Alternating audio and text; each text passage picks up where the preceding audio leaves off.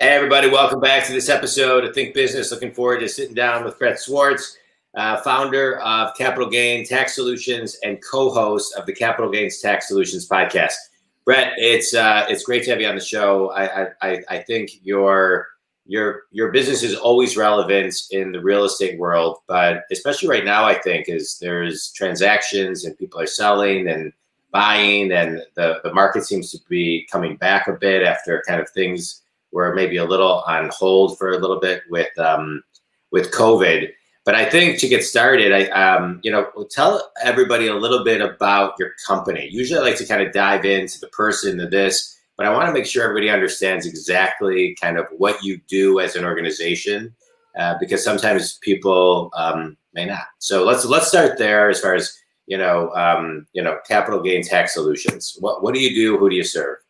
Thanks, John. Yeah, so most high net worth individuals and the business professionals that serve them, such as financial advisors, business brokers, commercial real estate brokers, syndicators, operators, luxury realtors, they struggle. They have their clients who struggle with capital gains tax, and it's somewhere between 30 and 50% when they go to sell these highly appreciated assets. Yeah. And so we use a unique strategy called a deferred sales trust to give them tax deferral, liquidity, diversification, and the ability to eliminate the need for the 1031 exchange. But beyond all that, our goal is to just bring clarity onto the top proven tax deferral strategies out there, because we found in our experience with our clients over the years that folks honestly don't know what the top, 5 or 6 options are as it pertains to their particular sale. And so, for example, a 1031 exchange only works for investment real estate. Yeah. And our backgrounds coming from Marcus and Millichap and selling investment real estate for years, It can be very restrictive. And so the deferred sales trust works for just about any highly appreciated asset. So our goal and our vision is to empower every business professional with this strategy and understand the other ones, so they can create and preserve more wealth for their clients. Yeah. All right. So I love what you're talking about. Now I want to back up, and I want to talk the power of advising clients, because this is something I think it's complicated, and I'm a big fan of coaching advisors. I am one. I have many, and so let's just kind of back up and talk about the importance of just needing an advisor to walk somebody through this, because the continuum can be long and it can be complicated.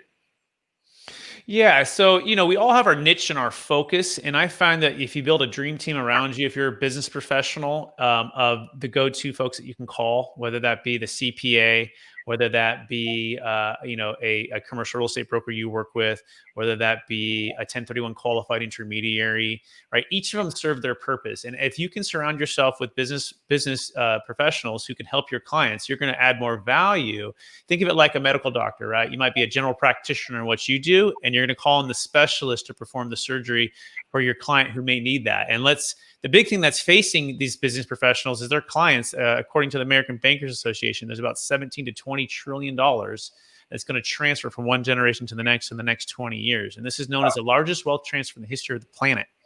And so as a business professional, as an advisor, you need a plan to help serve your clients. And it's just not the one size fits all that a lot of folks find with what we like to call the blockbuster type of strategies versus the Netflix type of strategies, which we provide. Yeah, I love it. Wait, so let's talk about, because one of the things you're talking about that I'm a big fan of, and especially when I was in real estate, when I was a broker for 6 years, I ran an office for 6 years. And I always found, like, as a broker, you're really a master facilitator, right? So it's kind of like what you were just talking about. And you're bringing in, you're kind of the quarterback for all of these groups around you to help, get the transaction from cold call to close, which, if you're not in the business, sounds easy. And it is a journey for sure. And so let's just talk about maybe the brokers for a minute, because you were a broker. How do you facilitate, and how do you work with all the parties? And then how do the parties know when to call you and bring you in? Great question.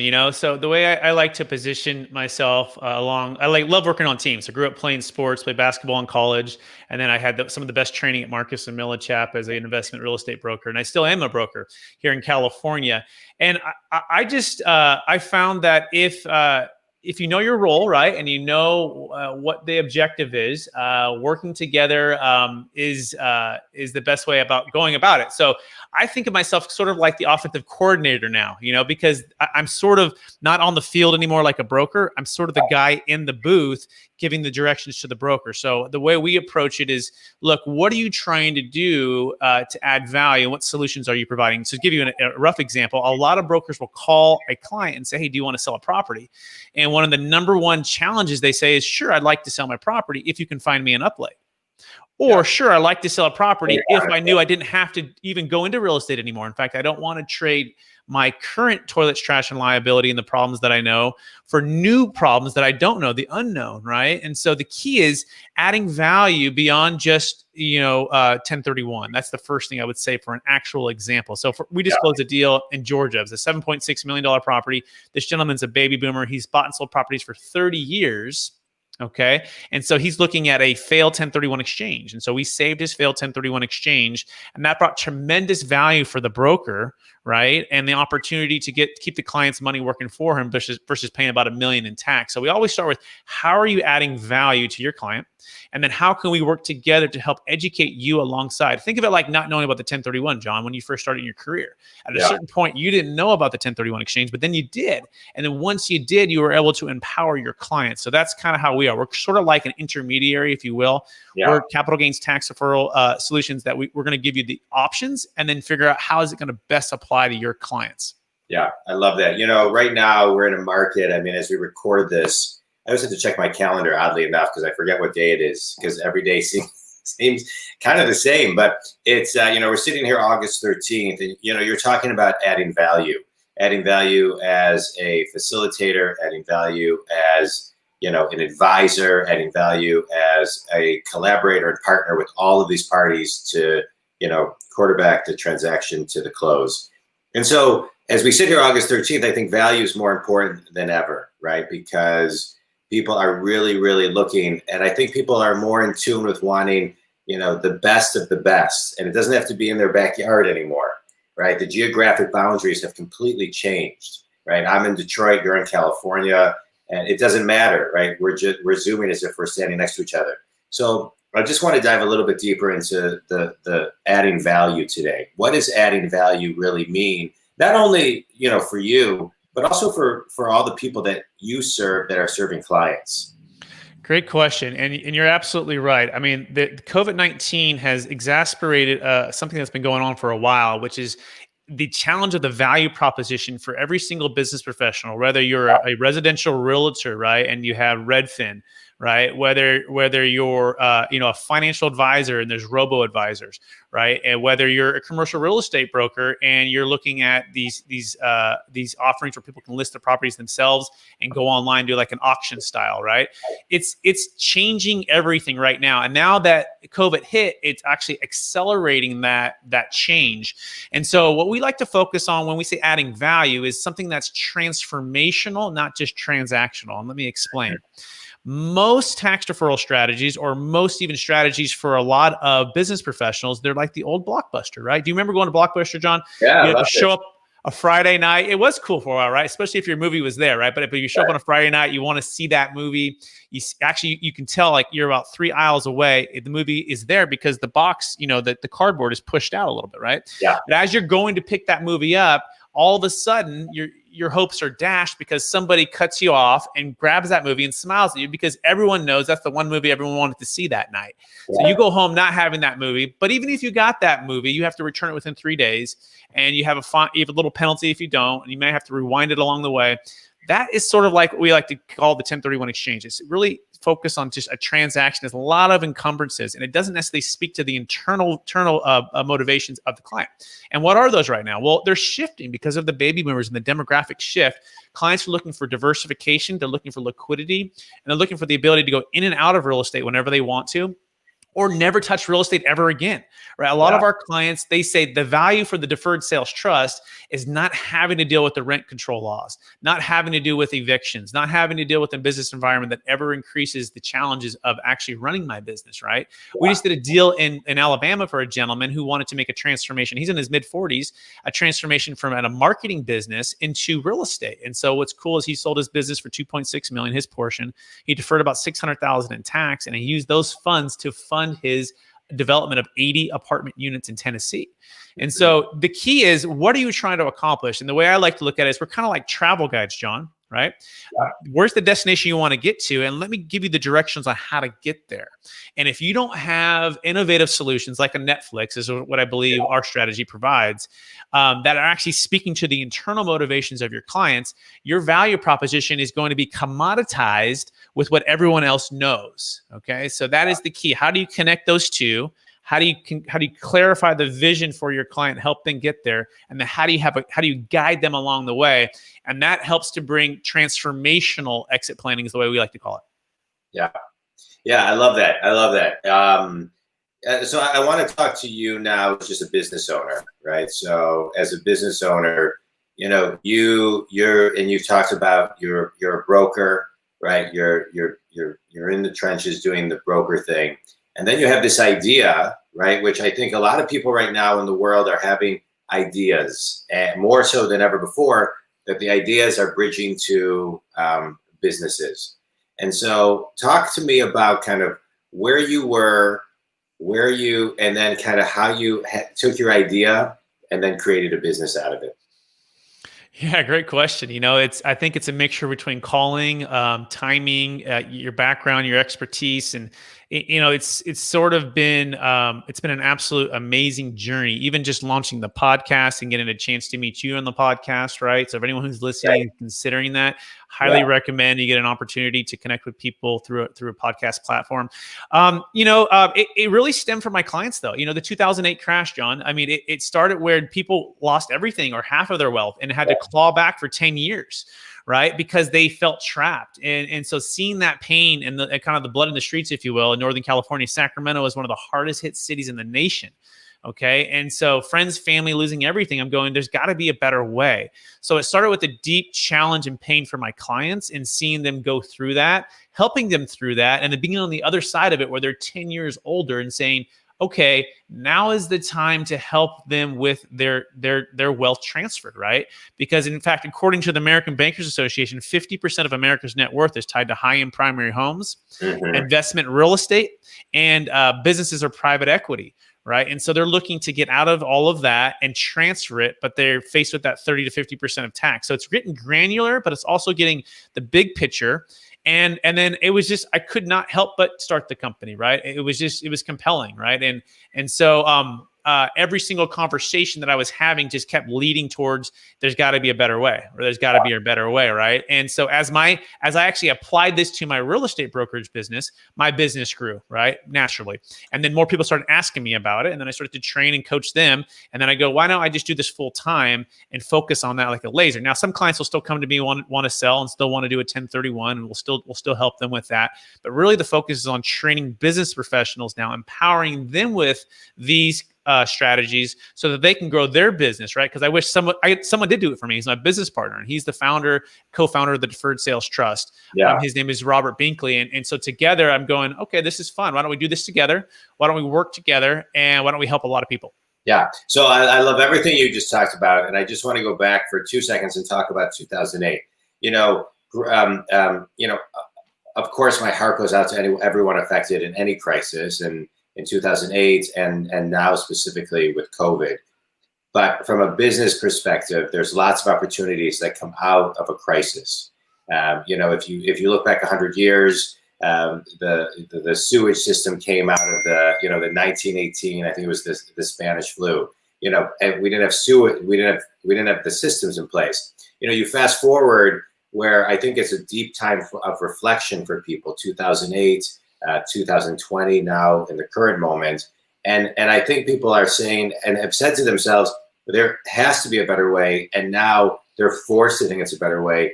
Not only a better way from a business, from a different mousetrap, but also a better way for them personally as they kind of tap into their personal values and really what's important to them on a moving forward basis. So I just kind of want to highlight, because I think a lot of times people, they don't act on it. You acted on it, right? So and so you don't look back with regret. When I wanted to start my own business, my business coach at the time hooked me up with this attorney to talk strategy with. And as I was leaving, he said to me, "John, if you do nothing, you will regret it."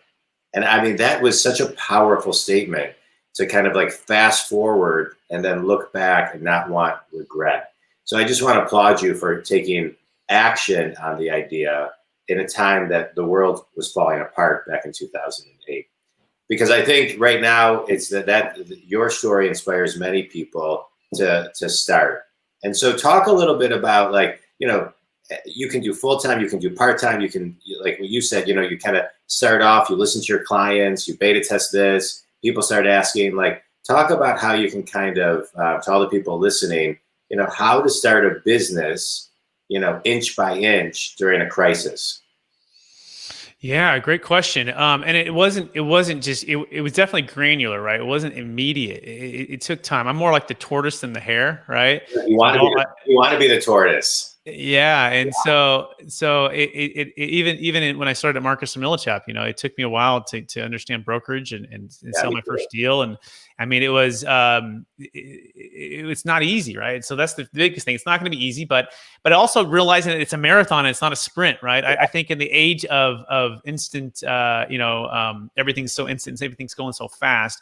You just have to maintain your vision, and you have to maintain, what you set out for your goals, right? And so it definitely was a journey, and it still is, right? We're adapting. We just launched the podcast a few months ago, right? We, hiring and growing the company. I guess it's not an easy answer. It's just, I just have a compelling vision to keep moving forward with what I believe in and what I'm doing, right? And so, and then bringing on the professionals and the mentors alongside of you, the coaches like yourself, John, who you're my personal coach now, the masterminds that I'm in, the support groups that I have, all of that. And the essence is growing yourself, right? That's the biggest thing I think about this business entrepreneur journey. If you're truly going to go 100% all in on yourself and your income being dependent upon a business, it'll pull you in places and in a great way, right? But it'll also force you to face some challenges. And so I wouldn't have it any other way, right? Just growing up, that's just kind of who I was. I had 2 degrees and a minor in playing college sports and in high school sports. Like,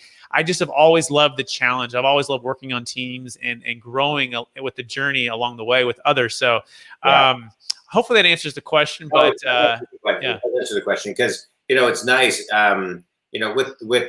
With athletics and with athletes, sometimes when they're done being an athlete, it's hard for them to actually put that same discipline into business. So it's great to see that you've been able to do that. What's one of the secrets that you learned as an athlete that really infuses that discipline and consistency today? Oh, that's a great question.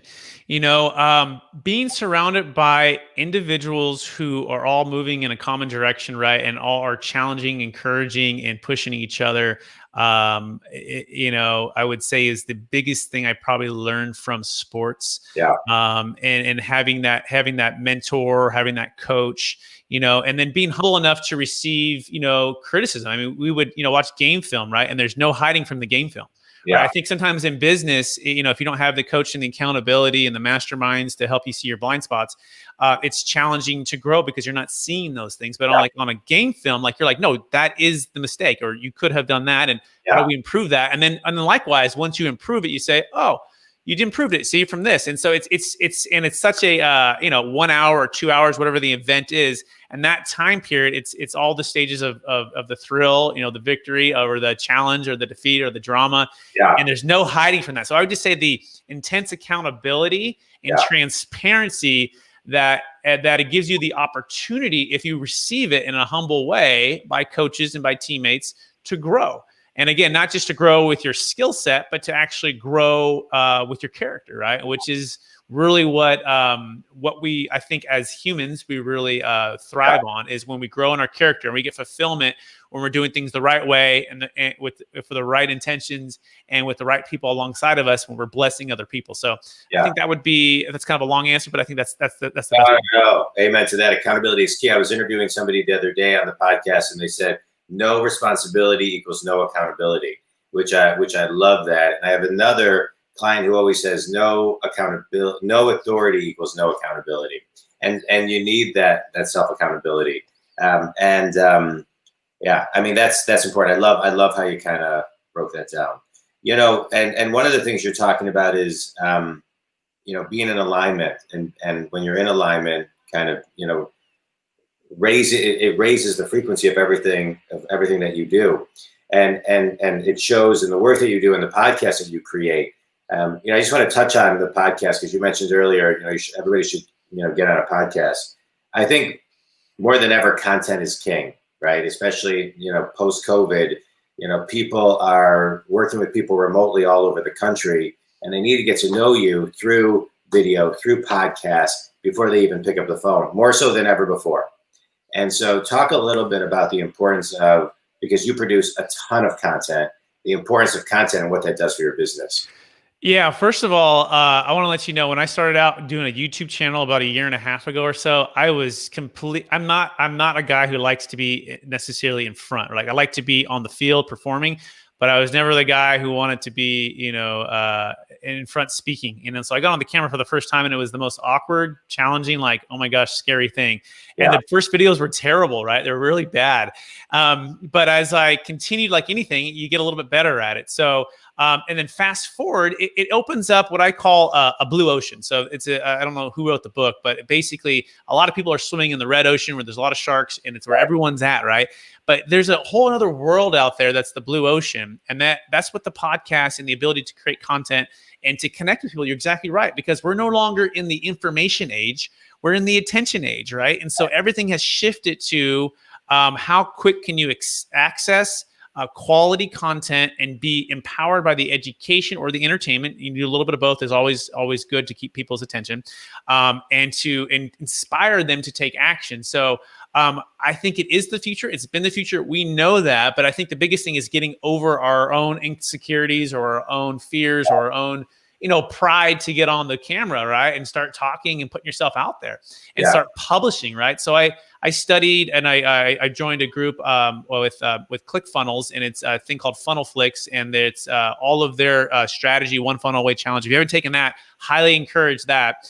But the idea is to publish and to be vulnerable and to be open, and people are going to connect with you. And until they do, it's very difficult for people to do business with you. That's why it's so important to meet face to face, so that you can emotionally connect with people, build rapport, and really come alongside of clients.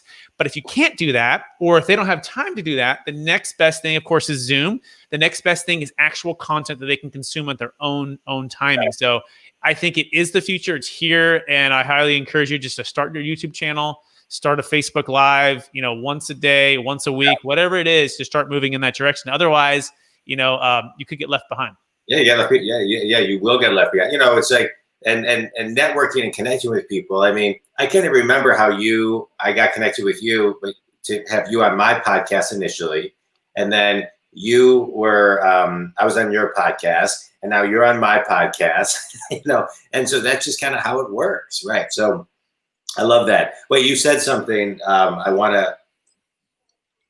You said we're in the attention age, but what was it with the line you said before that? We're no longer in the information age, right? Information you can find on Google, anywhere you want, on YouTube, a lot of stuff, but it's the attention. So how are you capturing somebody's mind and emotions, and then giving the inspiration? It's not just the first two either. It's giving the inspiration to take action when you're speaking to their internal motivations, right? And you actually have a track record of success for that, so you can truly be a guide along the way. So people want to be empowered, but but everyone's vying for everyone's attention right now, right? Information is information. That's a commodity now. It's truly now the attention.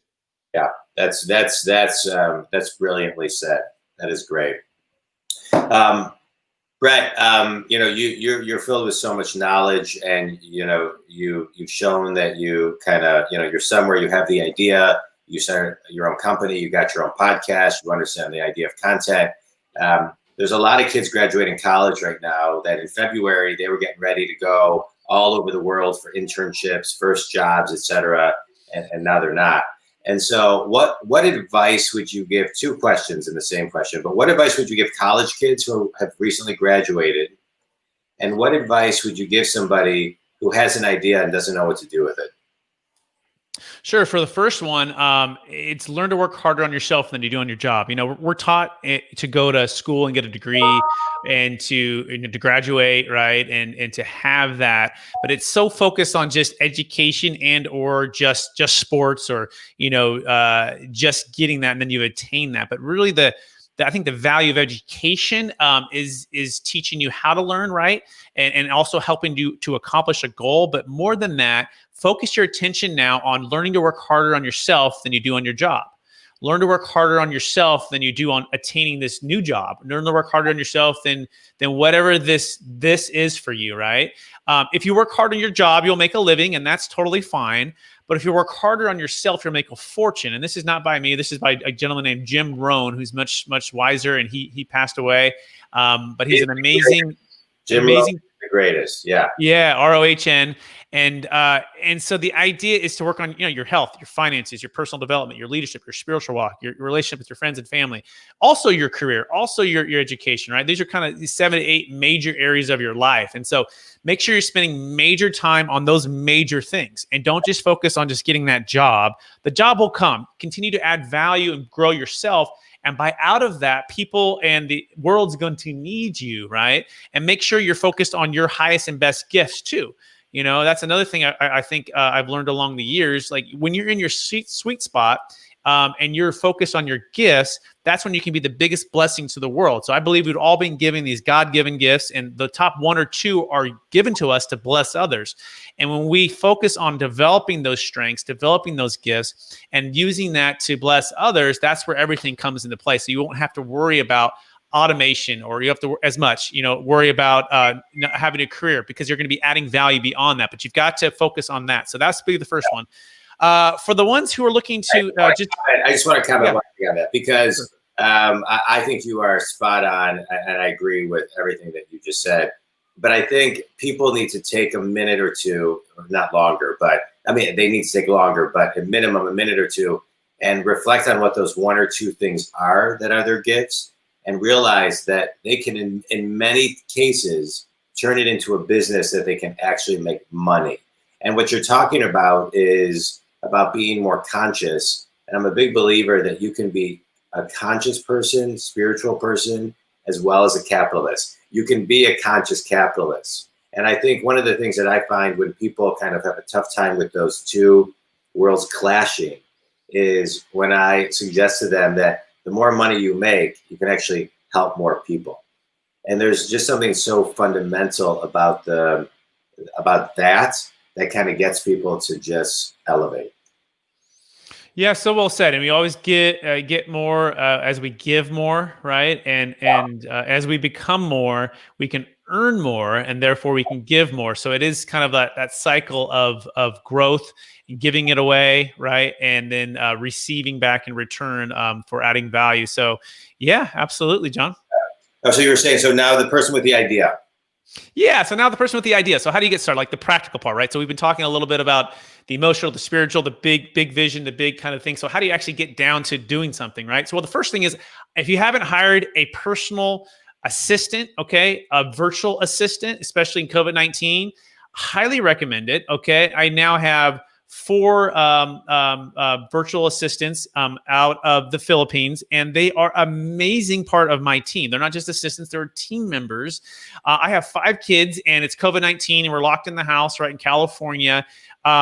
Even so, it's daunting to hire somebody in California alone for all the taxes and all the costs. So if you don't have at least somebody right now who's taking off some of those tasks that aren't in your strength, right, to free up your time and energy, it's not just the task, right? It's your time and energy, and it's taking away from your strengths. You got to get them right now. Just hire them right now. And even if you don't know, just start. Like, it took me a while. I've had to go through I don't know, 10 or 15 virtual assistants over the last 2.5 years to find absolutely 3 rock stars, okay, who are amazing, plus having others that are doing different tasks. So that would be the first thing. So you can go to online.ph. I think Peter Drucker is his name. He has another one, but just start researching that, okay?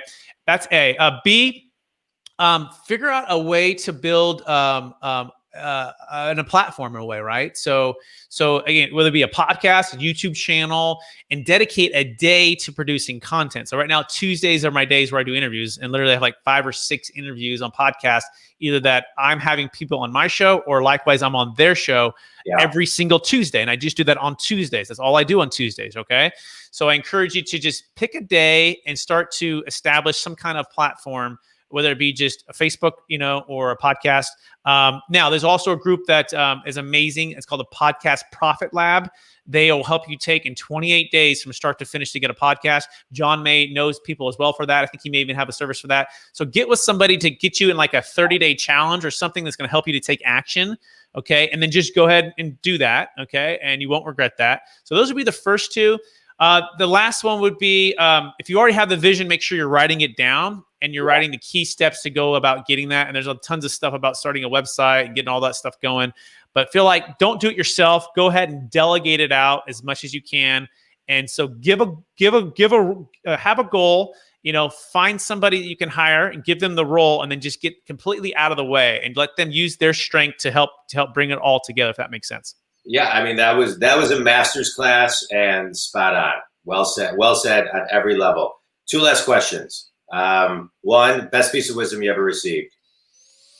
Yeah, the best piece of wisdom I've ever received. Wow, I can go a couple different ways. For me as a Christian, the spiritual part was to get in with people that were ahead of me that were Christian leaders. And, so I'm part of a Bible study of like 20 guys, and you got attorneys, we got doctors, we got, real estate professionals, you got financial advisors. And these are like 20 guys that were all older than me. Okay. And my parents were divorced when I was young. And so it was like my mom and grandma, were like the main 2. My older brother were the main influences, and plus my coaches in my life. But once I got out of college, or in college, kind of that area, I was kind of on my own again. Right. And so finding those, wise, amazing men that I could have accountability, encouragement, prayer, and we study the Bible every Wednesday at 6:30 a.m. for the last 10 years has been absolutely amazing. So I would highly encourage you, if you're spiritual, that would, you find somebody ahead of you who's already been there, who can encourage you in your walk. So I think that would be the best wisdom I've ever received. I love that. I have and favorite book and why, which I think I may know the answer. Favorite book and why. Yeah, so I'll do the Seasons of Life by Jim Rohn. He is my favorite kind of business, personal development, leadership book. And why I love it is because it captures the human condition and the spirit and the challenges, and it talks about the spring, summer, right, fall and winter. Yeah. And we could all agree that a lot of us, even the world, has been in this winter, right? And it's been challenging, and it's been sad, and it's been a tragedy, and we're all reflecting, but it also gives us the opportunity to reflect and to clarify what is good and what should be out of our lives, and to take the proper preparation for what's coming. And that will be the spring. The spring will come. We will get through this, but it's our job not to just, fast forward to this season or forget it's not here. Take advantage of the winter, right? And then likewise, when it's spring and summer and everything is going great, take advantage of the spring and summer. So it talks about those 4 seasons of life, and it's so beautifully put. It's a pretty short read. I read it continually, and it's amazing. And so that would be my favorite book. I love it. All right. Hey, Brett, tell everybody again who your ideal clients are and how they can get a hold of you. Yes. So high net worth individuals. So if you're listening to this and you own a high-end primary home, investment real estate, highly appreciated stock. It also works for cryptocurrency, Bitcoin, dentist, veterinarian, optometrist, any highly appreciated asset, S Corp, C Corp, LLC, we can defer the capital gains tax on. We can do it on carried interest. So that would be the first group. If you are a high net worth individual, please reach out to us. Free consultation call. Go to capitalgainstaxsolutions.com and get our book, 9 steps to selling your business or real estate or other highly appreciated assets smarter. Okay. Second one, though, is the business professional. So if you're a financial advisor, business broker, commercial real estate syndicator, luxury realtor, we want to equip you and train you and coach you with this strategy so you can add massive amounts of value today. Okay, we just did a deal in Cupertino, a $3.1 million primary home sale. Okay, can you imagine walking into a listing appointment and telling someone you can save them $380,000 in tax that otherwise they thought they had to pay because the primary home doesn't qualify for a 1031, but it does qualify for a deferred sales trust. So that's exactly what we did for a Google executive who lived next to Apple, who wanted to retire from her big house and downsize. So we can add value today, right now. And by the way, we don't charge anything unless and if the deal closes for the client. So there's really no risk, no obligation there. So you can go to experttaxsecrets.com. That is the coaching and training program we have for business professionals, or capitalgainstaxsolutions.com for clients or owners of property. I love it. I love it. Brett, you're always a wealth of knowledge. I appreciate all the wisdom from a business perspective, the mind of an athlete perspective, a business owner, a risk taker, and an entrepreneur, and what you're doing to just on a spiritual level as well. So I feel like this was a good 360 of you and your company, and I appreciate you taking time to share your thoughts, because I know it's going to help a lot of people, especially during this time of COVID. Not that people won't be listening to this for years to come, but this was great. So thank you very much. And if you need Brett, reach out to him. All right, man. I appreciate Thank you, John. you listening. Thanks so much. Thanks, everybody. Yeah, thanks so much, everybody.